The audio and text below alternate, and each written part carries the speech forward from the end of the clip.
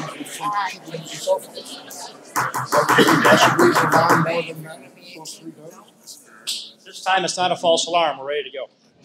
So I'd like to call to order the City Council meeting for the City of Portage, April 2nd. Clerk Treasurer, will you please call the roll? Councilmember Liz Modesto. Here. Student Representative Emma Kramer. Here.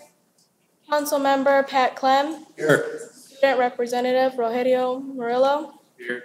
Councilmember Scott Williams. Here. Student Representative Juliana Cortez. Here.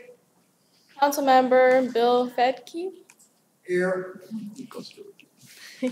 Representative Aaron Burke. Here. Councilmember Colin Zilli. Here. Sorry.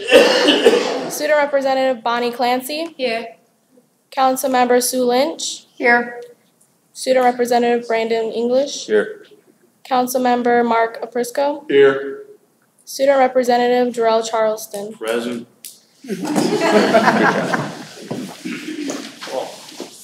Thank you, everybody. As you can notice, all the residents here tonight, this is Youth Government Day.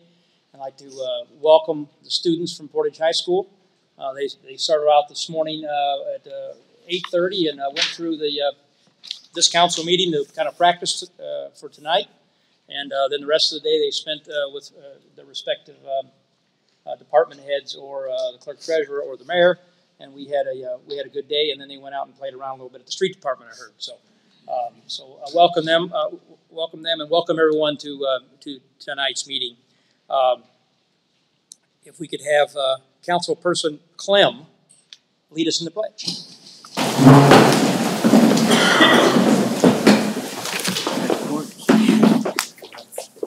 I pledge allegiance to the flag of the United States of America and to the republic for which it stands, one nation, under God, indivisible, with liberty and justice for all.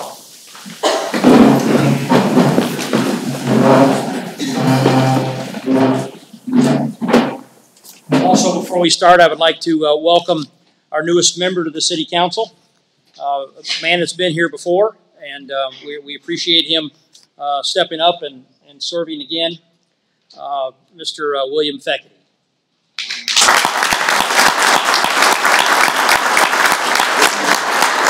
Thank you, Bill, for being here and stepping up.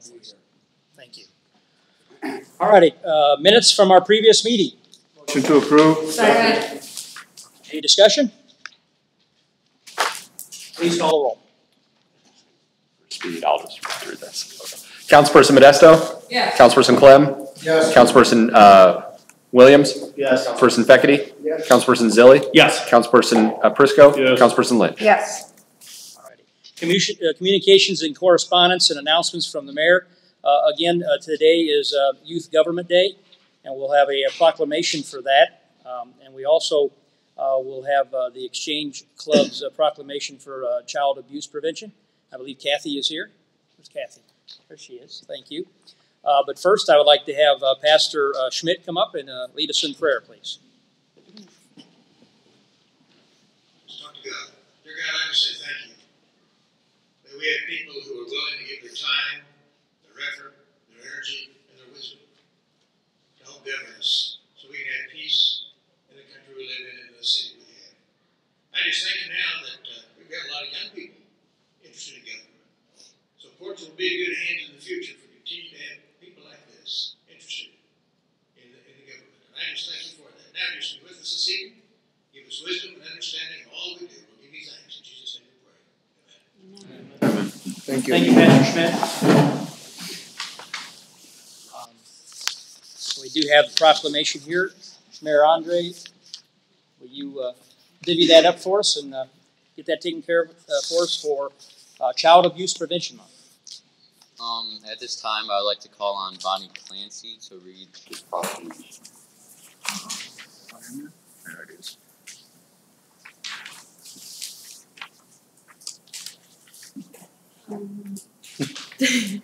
To all to whom these Presents may come, greetings. Whereas the City of Portage applauds the Exchange Club of Portage for its dedicated work in the prevention of child abuse in our community. And whereas the City of Portage commends the Portage Exchange Club for its tireless promotion of ongoing programs in our community, which are designed to help prevent child abuse. And whereas the City of Portage stands firmly on the side of prevention of any type of abuse and believes no child should endure verbal, emotional, or physical abuse for any reason.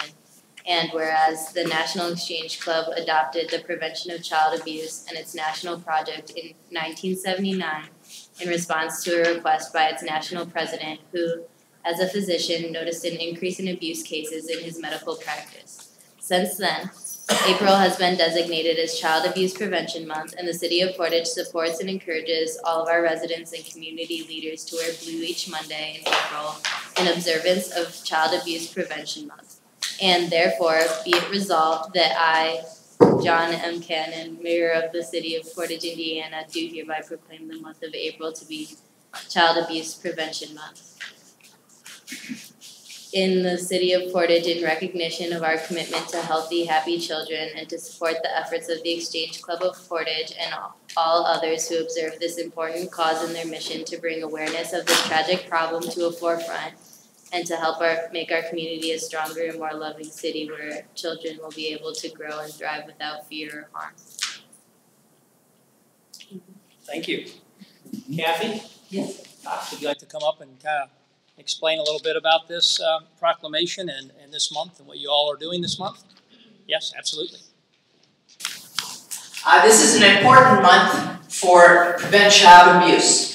We have a very important event that's coming up on April 17th that will be at the police department from 11 to 12 o'clock. We're gathering all the individuals that work with children and families and work with children in any way, the YMCA and the Boys and Girls Club, to honor what they do and also to put that in the community's mind that we have to watch out for the children that we have in this community. We take care of them, we help them, and we do whatever we can to prevent any injury or problems with children.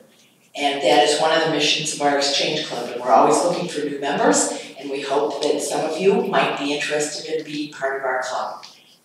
We meet on Wednesdays at 8 o'clock at the Rosewood, so join us someday for breakfast and find out about our club. Thank you very much.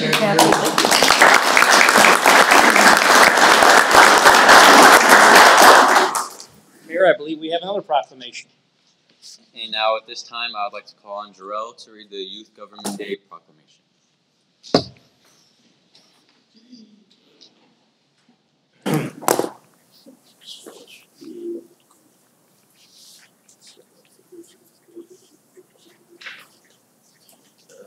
City of Portage. Office of the Mayor proclamation to all to whom these presents may come, greetings. Whereas the City of Portage and Portage High School have celebrated Youth Government Day every year since 1969, and whereas 11 Portage High School students were duly elected by their peers to serve in the capacity as the City of Portage administrators for a day, and whereas duly elected by their peers, Mayor Andres Martinez and Clerk Treasurer Jessica Rivera will serve in these capacities for this day. And whereas duly elected by their peers, councilpersons Emma Kramer, Rogelio Murillo, Juliana Bailey Cortez, Aaron Burke, Bonnie Clancy, Brandon English, and Jarrell Charleston will serve in these capacities for this day. And whereas duly appointed by their peers, Chief of Police Jackie Allenitz and Fire Chief D'Angelo Rayner will also serve in these positions for this day. Therefore, be it resolved that I, John M. Cannon, Mayor of the City of Portage, Indiana, do hereby proclaim May 1st, year 2018 as Youth Government Day. April 2nd. There's a typo there. Got my reading glasses at home.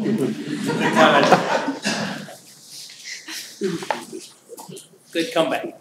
and urge the City of Portage council members, Portage High School, peers, parents, and family members to recognize these fine, outstanding young ladies and gentlemen and participating in Youth Government Day. In testimony whereof I have hereunto set my hand and caused to be affixed the Great Seal of the City of Portage at the office of the Mayor in the state of Indiana this 2nd day of April, year 2019. Congratulations. Thank you.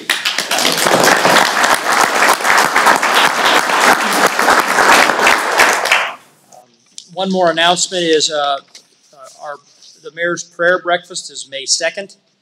That'll be right here in this hall on May 2nd at 7 a.m. So it's open to the public, and you're welcome to come. It's where we the pastors and ministers in the city come and pray for our city and our department heads and for our employees. So you're welcome to attend. May 2nd, 7 a.m. right here at Sycamore Hall. Or whatever. Receptions of petitions and memorials. I don't believe there are any. Clerk Treasurer's report.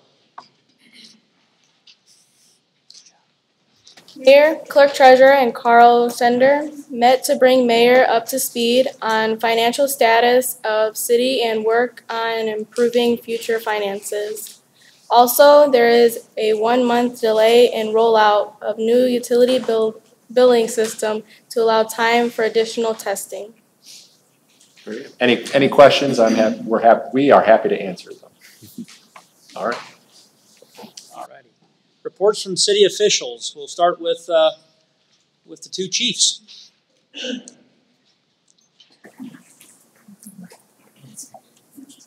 Good evening. How are we doing?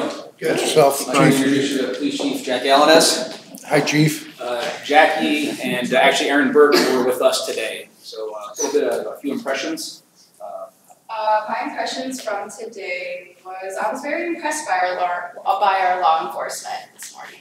I've never seen anything behind the scenes really up until today, and I was really intrigued, and I feel very more secure as a resident from Portage. Jackie's a senior. She's going to be attending Ball State to major in biology. All right. So she'll go ahead and give the announcement. This is the press release for the community engagement for events and trainings. I will read a list of upcoming community engagement events and trainings hosted by the Portage Police Department. This is not a final or an all-inclusive list for the year, but merely an early announcement so schedules can be set.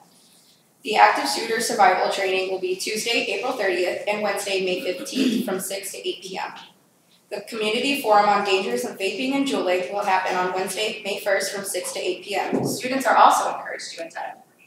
The Refuse to be a Victim training will be on Thursday, May 23rd from 5 p.m. to 9 p.m. The max is the class of 25. The Youth Explorer program will happen on May 28th, June 4th, June 11th, June 18th. They're all Tuesdays. All on 6 to 8 from 6 to 8 p.m. from ages 13 to 18.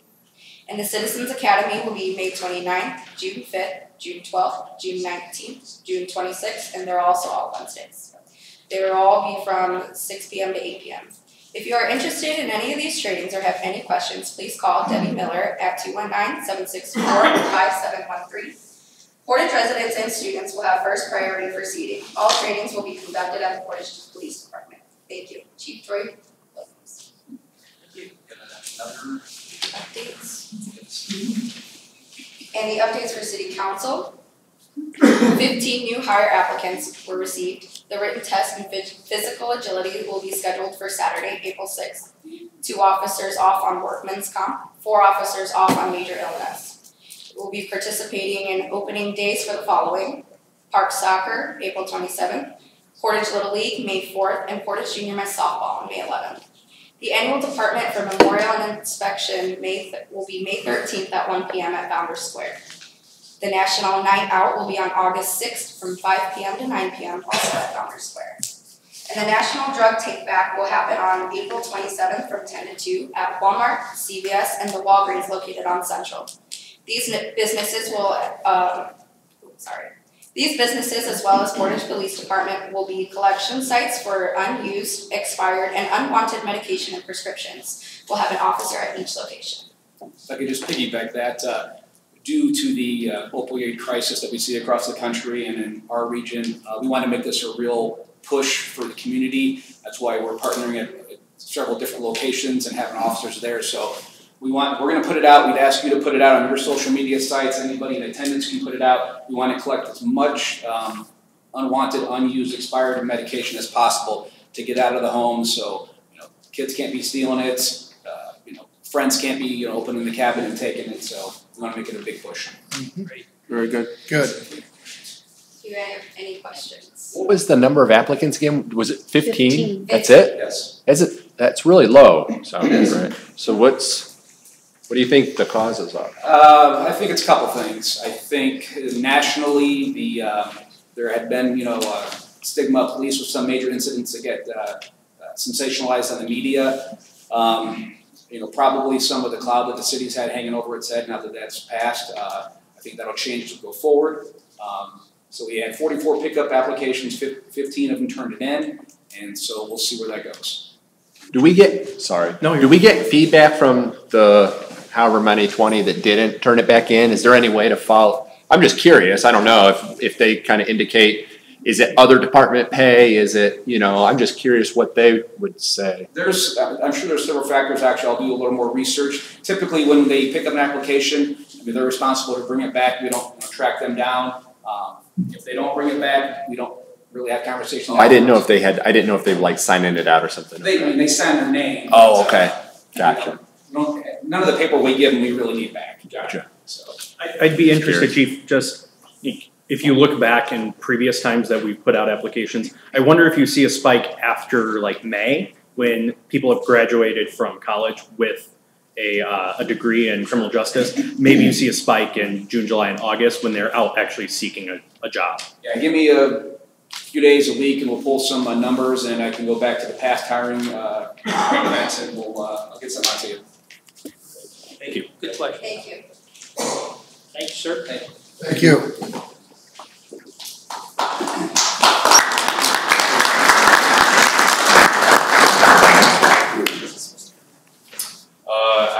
I had really great impressions. So seeing all the stations, how hard our firefighters work, all the training they do, it really gave me a good impression that our city is taking care of every day. Very good. Now we'll present the monthly report for March. All right. It is with great pleasure that I am able to announce that Kevin DeYoung has been appointed to and accepted the promotion to Assistant Fire Chief of Fire Operations on March 7th. During Kevin's 12-year career at Portage Fire, he has demonstrated many leadership qualities, integrity, compassion, and his desire to perform at a very high level. He has served as the Fire Academy Commander for the District 1 Fire Academy for the past several years. This has allowed him to train, mentor, and forge relationships with many new recruits, veteran firefighters, and chief officers of the just about every career, and volunteer for fire departments in Porter and Lake counties. The Fire Administration is looking forward to many new ideas, energy, and character Kevin will bring to the Fire Administration.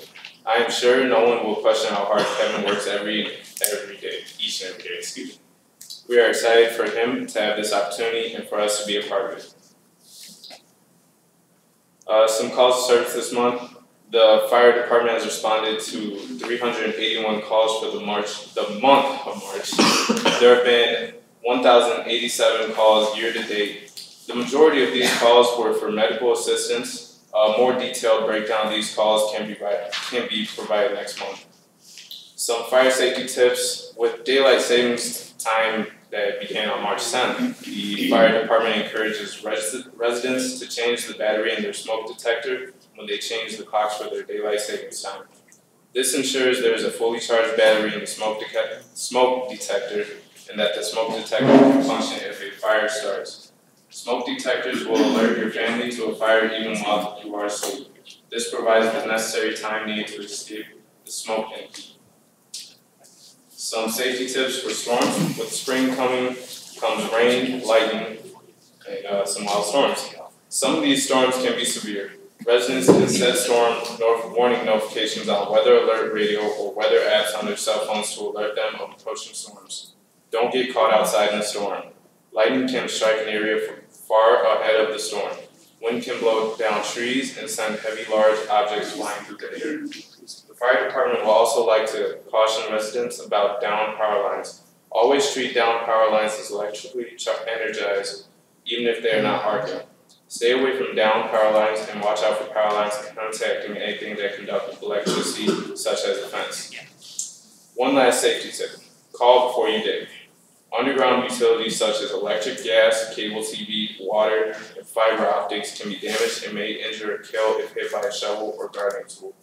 Utility companies require residents to call 811 and have utilities located before digging. Any questions? Great job. Great Good report. Good job,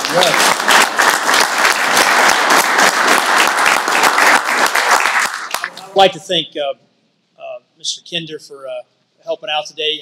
Our chief is out ill with that nasty flu that's going around, and he didn't think he wanted to come and spread it around, so we let him have a day off today. So appreciate you filling in. Parks.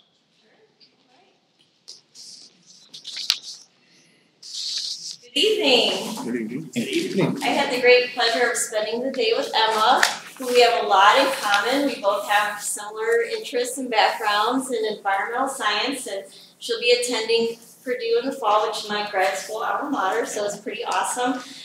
So I think you had a good day and learned a lot about what Parks, does, and so. But she's not going to be up here giving a report. But if you are interested in what she learned, by all means, talk to her. You will be hearing later tonight from consultant Chuck Layman, who will be presenting information about the park impact fee. And I want to thank Chuck and I want to thank Kurt Vincent for helping out with that and getting that accomplished in record time, I think. Other than that, just wanted to update you that this is our busy season. We'll be starting our youth soccer, softball, and baseball programs here this month. A couple of really cool things that we have going on, and I don't know, I'm gonna steal this part, sorry.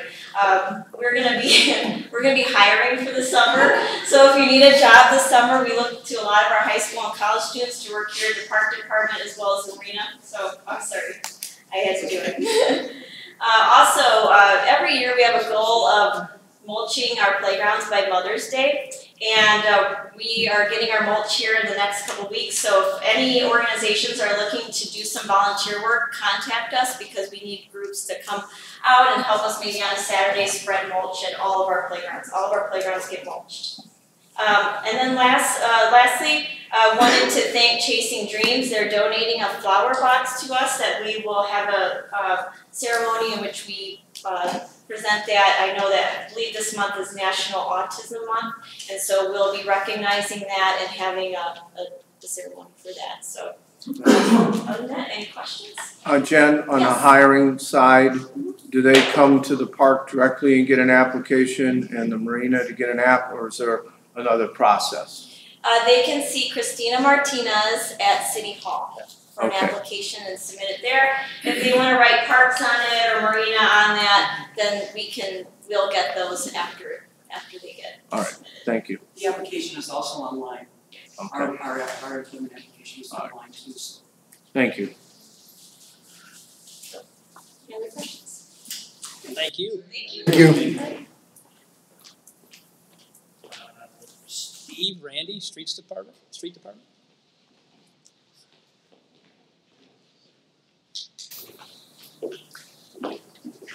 Mayor, council, student government council, good evening.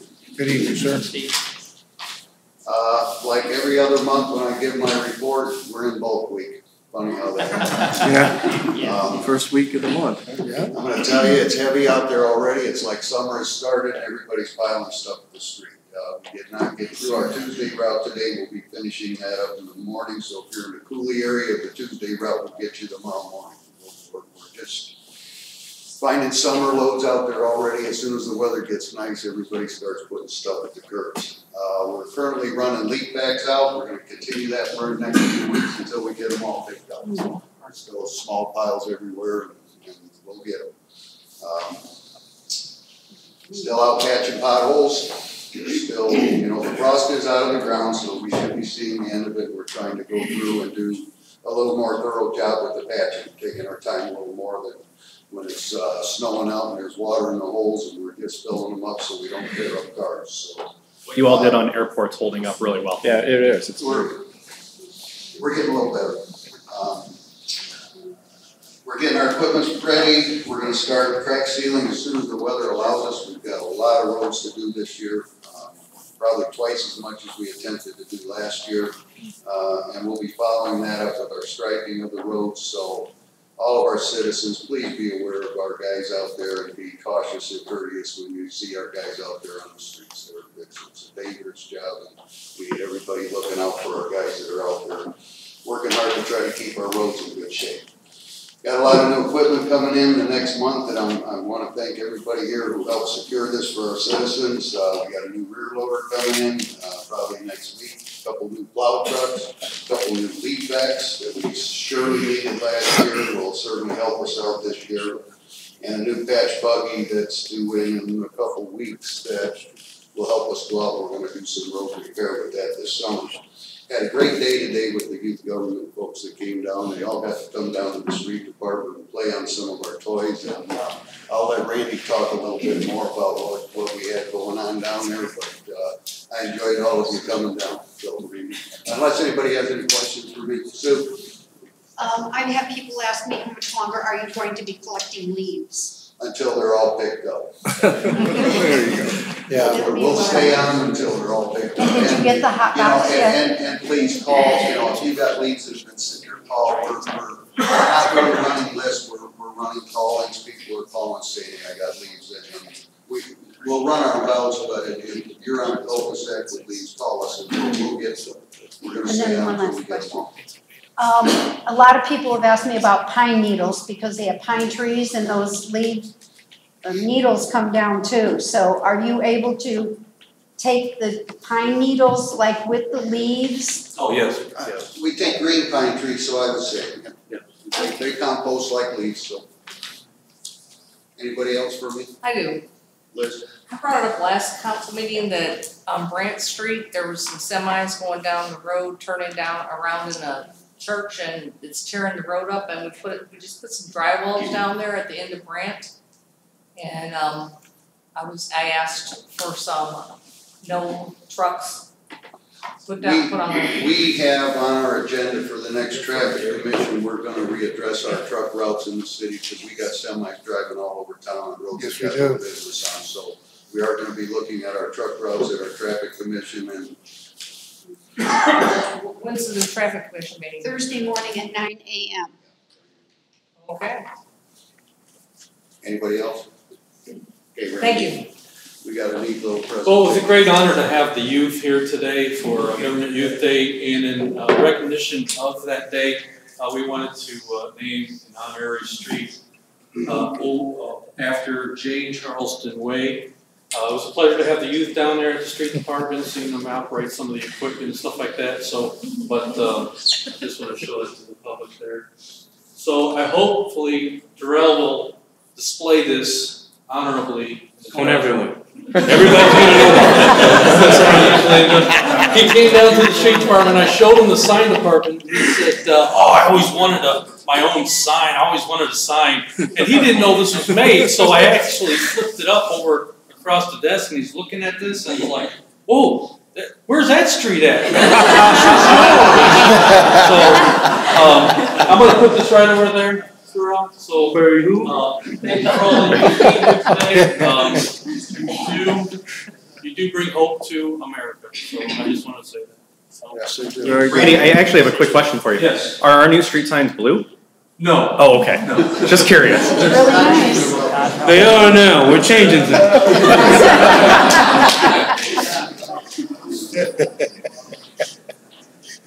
You know what's amazing about Student Government Day, if I can, there is always someone in the group that makes us laugh, makes us feel really good about our future, and Bonnie's got us covered.